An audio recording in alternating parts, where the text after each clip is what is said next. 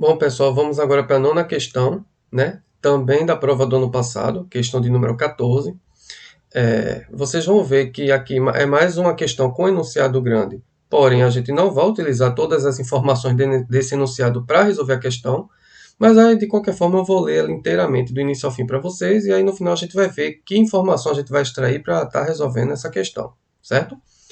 O livro Observatório no Telhado, né, esse da foto, escrito por Oscar Matsura, né, que também está representado na foto, apresenta uma pesquisa sobre as contribuições de George McGrave no Recife. Astrônomo de formação, Matsura comenta tecnicamente cada observação feita por McGrave em solo brasileiro e também discute a polêmica histórica em torno da localização exata do observatório no telhado. Fez ainda reconstituições em 3 dimensões de como teriam sido os instrumentos e o próprio observatório astronômico, que descreve como o primeiro das Américas e do Novo Mundo. Em 1638, Marcgrave chegou por aqui, onde permaneceu até 1643, integrando a expedição científica e militar de Maurício de Nassau, como ajudante do médico William Piso. Não sei se é assim que se pronuncia, tá? Marcgrave realizou anotações em um observatório astronômico, o primeiro das Américas e de todo o Hemisfério Sul. Segundo a pesquisa, funcionou em um casarão que estava situado entre a Rua do Imperador e a Rua 1º de Março, né, no bairro de Santo Antônio, no Recife.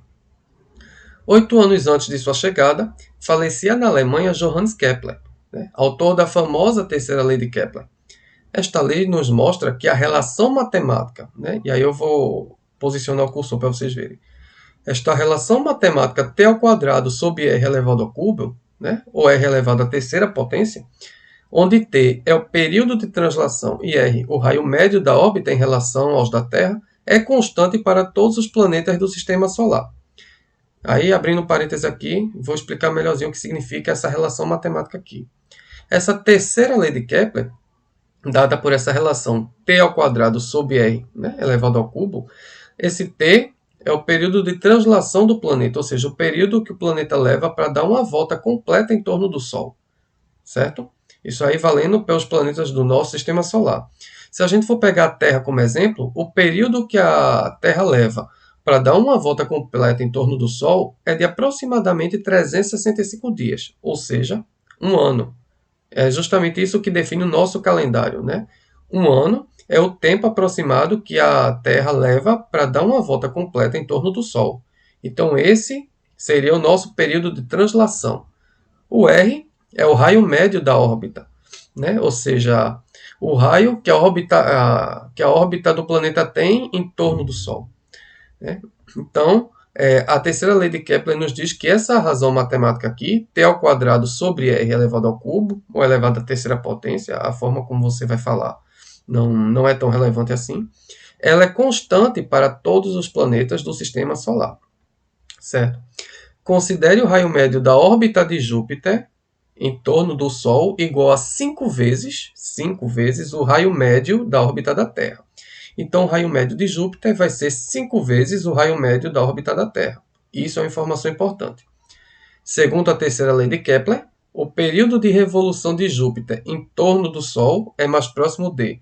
Período de revolução e translação são sinônimos, tá? Aqui a questão colocou essa palavrinha a mais só para causar uma confusãozinha proposital ao aluno. Mas revolução e translação aqui nesse caso são sinônimos. Está se referindo ao período, ao tempo que o planeta leva para dar uma volta completa em torno do Sol, que para a Terra é um ano, né? Aproximadamente um ano. Mas para Júpiter, que é o planeta que está sendo levado em conta aqui nessa questão, se vocês olharem para as alternativas, o período que Júpiter vai levar para dar essa volta completa em torno do Sol é maior que o da Terra, porque Júpiter está mais distante do Sol do que o planeta Terra. Então, consequentemente, a sua órbita em torno do Sol é maior. Sendo maior, Júpiter vai levar mais tempo para completar essa volta do que o planeta Terra. Então, se vocês olharem aí, alternativa A, que traz o menor período, né? traz o dado de 5 anos, e a alternativa E traz a alternativa de maior período, né? 125 anos. Então, isso aí só a título de curiosidade. De qualquer maneira, daqui a gente já identifica que o período de translação de Júpiter é maior que o da Terra, né? Está entre 5 e 125 anos, enquanto a Terra leva um ano para dar essa volta completa em torno do Sol, né? Que é o que define o nosso calendário calendário anual, né? Um ano, aproximadamente 365 dias. Então, isso aqui fica a título de curiosidade e informação. A gente saber que quanto mais distante o planeta está do Sol, maior a órbita dele em torno do Sol, consequentemente, mais tempo ele vai levar para dar essa volta completa. Correto? Então, a gente tem uma informação importante tirada dessa questão, que é o raio, né? O raio médio da órbita de Júpiter ser 5 vezes o raio médio da órbita da Terra em torno do Sol. Essa informação vai ser importante. Outra informação importante é que essa relação matemática aqui, chamada de terceira lei de Kepler, T ao quadrado sobre R elevado ao cubo, ela é constante para todos os planetas do Sistema Solar. Por que isso é uma informação importante? Porque se essa relaçãozinha aqui, essa razão, T ao quadrado sobre R elevado ao cubo, é constante, né, independente do planeta do Sistema Solar que a gente for utilizar, né, a gente pode estabelecer uma equivalência entre os dados de Júpiter, que é o que a gente tem, e os dados da Terra, que é o que a gente tem também, né? Embora a questão não dê, mas a gente sabe, por exemplo, que o período de translação da Terra é de um ano, né? O tempo que a Terra leva para dar uma volta completa em torno do Sol é de um ano. Então a gente pode estabelecer, devido a essa informação aqui, ó, de ser uma constante, a gente pode estabelecer essa equivalência matemática. A razão T ao quadrado sobre R ao cubo de Júpiter, eu posso igualar a razão T ao quadrado sobre R ao cubo da Terra. Né? A gente poderia fazer essa equivalência com os dados de qualquer outro planeta do Sistema Solar. Porém, não nos interessa porque a gente não tem esses dados dos outros planetas do Sistema Solar. A gente tem os de Júpiter, que a questão está nos dando. Né? Na verdade, a gente tem o raio de Júpiter, né? Que é 5 vezes o raio da Terra. O período de translação é o que a questão pede que a gente descubra. Mas os dados da Terra a gente também vai ter. Então, a gente vai estabelecer essa equivalência entre a razão relativa a Júpiter e essa razão relativa à Terra, correto? E a gente tem o seguinte, né? Lembrando que a gente tem que respeitar os expoentes, né? O que está ao quadrado vai ser elevado ao quadrado, o que está elevado à terceira vai ser elevado à terceira. Então, o que a gente quer descobrir é esse T aqui, né? Que é o período de translação de Júpiter. Embaixo, onde está o R ao cubo, né? Vai ser dessa informação aqui que a própria questão deu, né? O raio médio da órbita de Júpiter vai ser 5 vezes o raio médio. Deixa eu tirar o cursor aqui para não confundir. Mas vocês estão identificando que eu estou me referindo a essa parte aqui de baixo, né? Vai ser 5 vezes o raio médio da órbita da Terra, né? 5 vezes. Então a gente utiliza essa informação para incluir, né, nessa razão, nessa primeira razão que é referente aos dados de Júpiter. Do outro lado, a gente tem que o período de translação da Terra, né, é um ano, né, que é o que define o nosso calendário. Eleva ao quadrado, porque isso é próprio da fórmula, né, da terceira lei de Kepler. O R ao cubo da Terra eu vou deixar como está. Porque, ó, se vocês observarem, como a gente tem R ao cubo da Terra dos dois lados da igualdade, né, na parte de baixo, a gente vai poder cancelar, né?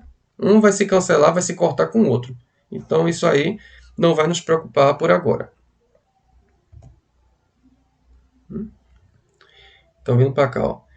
Essa parte de baixo, né, já foi tudo elevado à terceira, porque, como eu falei, o que for ao quadrado se eleva ao quadrado, o que for à terceira potência se eleva à terceira potência.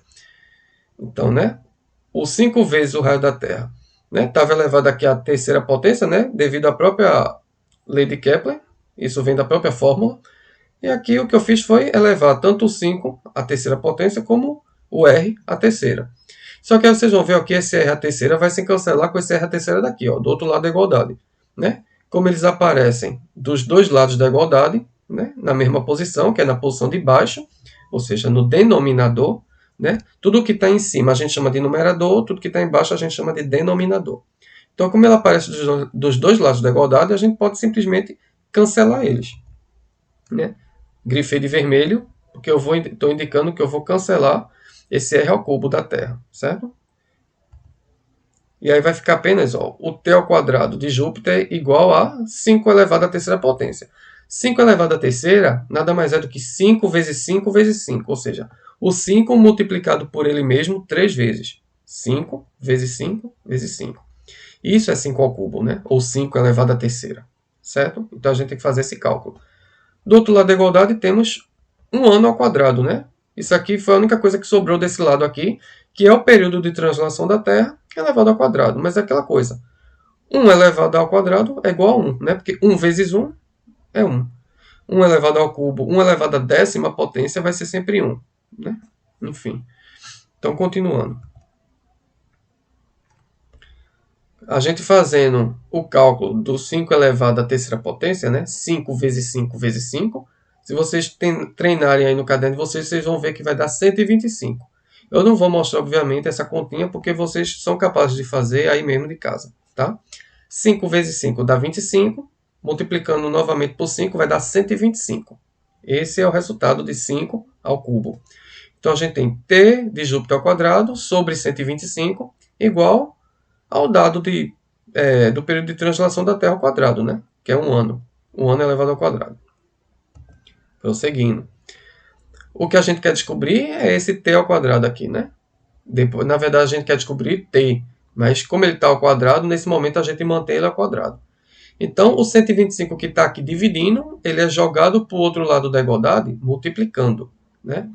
Tudo que está dividindo passa para o outro lado multiplicando e vice-versa, né? Quando for o caso. Então, para eu isolar o t ao quadrado aqui, deixar ele sozinho de um lado da igualdade, o 125 que estava aqui no denominador, ou seja, dividindo, eu passei para o outro lado multiplicando, né? E aí ficou aqui, ó. T ao quadrado igual a 125 vezes 1. 125 vezes 1 é igual a 125, né? Qualquer número multiplicado por 1 é igual a ele mesmo. E aqui eu só repeti a unidade, né? Ano ao quadrado. O que a gente vai fazer para assumir com esse quadrado de t, né? Porque lembrando, a gente não quer descobrir t ao quadrado, a gente quer descobrir, né, t. O período de translação, ou período de revolução de Júpiter, é dado pela letra t. Né? Para assumir com esse expoente 2 aqui, a gente vai ter que tirar a raiz quadrada de 125. A raiz quadrada é aquele número que, quando multiplicado por ele mesmo, vai dar 125 ou vai dar algo próximo de 125, né? Se não for um número exato, se for um número com várias casas decimais, por exemplo. Então, a gente tem que achar um número que, quando ele for multiplicado por ele mesmo, ele chegue próximo, pelo menos, de 125. É isso que significa tirar a raiz quadrada. Então, quando a gente tirar a raiz quadrada do 125 ano ao quadrado, né? Na verdade, esqueça essa unidade por hora, né? Foca só no número. Quando a gente tirar a raiz quadrada de 125, a gente acha o valor de t, porque é esse expoente 2 aqui do t some, certo? E aí, quem não tem a prática de descobrir raiz quadrada, né, de calcular raiz quadrada, pode fazer pelo método das tentativas, né? Vai tentando número por número até chegar mais próximo do 125. Por exemplo, isso aqui, né, o símbolo da raiz quadrada, a gente vai ter que calcular essa raiz quadrada de 125. Essas duas barrinhas aqui significam módulo, né? O módulo de t, ou seja, quando a gente tira uma raiz quadrada, a gente pode obter uma raiz positiva ou negativa, né? Mas quando a gente considera em módulo, só nos interessa o valor positivo, com sinal de mais. Só informação matemática. Vai dar aproximadamente 11 anos, mas por quê? Se você for fazer pelo método das tentativas, né? Você tenta com 10. Vamos supor, será que 10 é a raiz quadrada de 125? Então, para testar, eu vou fazer 10 vezes 10 e ver quanto é que dá. 10 vezes 10, se você calcular certinho aí no caderno, vai dar 100. Não é 125, né? Mas é para a gente saber se esse é o mais próximo possível de 125, a gente vai tentando, né? Eu pulei aqui para 12, né? Porque a resposta certa é 11. Mas aí, em vez de fazer com 11, eu disse, não, vou pular um número e vou tentar agora com 12. Vou fazer 12 vezes 12. Aí você descobre que dá 144. Aí você, opa, né? A raiz quadrada de 125 não é 10, está em 100. Também não é 12, porque deu 144. Então, é algum número, é algum valor que está entre 10 e entre o 12. Né? Está dentro desse intervalozinho aí. Claro, a gente descobriria o valor exato se a gente levasse em conta N casas decimais, mas a gente não vai fazer isso. A gente vai pegar um valor aproximado, que é o próprio 11, né? Se você fizer 11 vezes 11, vai descobrir um valor de 121. Eu não coloquei aqui. Eu não coloquei. Mas se você fizer 11 vezes 11, você acha um valor igual a 121. Não é 125, mas é o mais próximo possível. Então, como a gente não vai trabalhar com casas decimais, até porque as alternativas não trazem casas decimais, trazem valores inteiros, né? Porque, se você se ligar no final do enunciado, o período de revolução de Júpiter em torno do Sol é mais próximo de, ou seja, por aproximação. Ele não quer o valor exato. Então, basta a gente ver que, se não é por 10, não é por 12, só pode ser por 11, né? Fica ali no meinho. Vai dar 121, que é o número mais próximo possível, né? Desses três aqui, é o mais próximo possível do 125.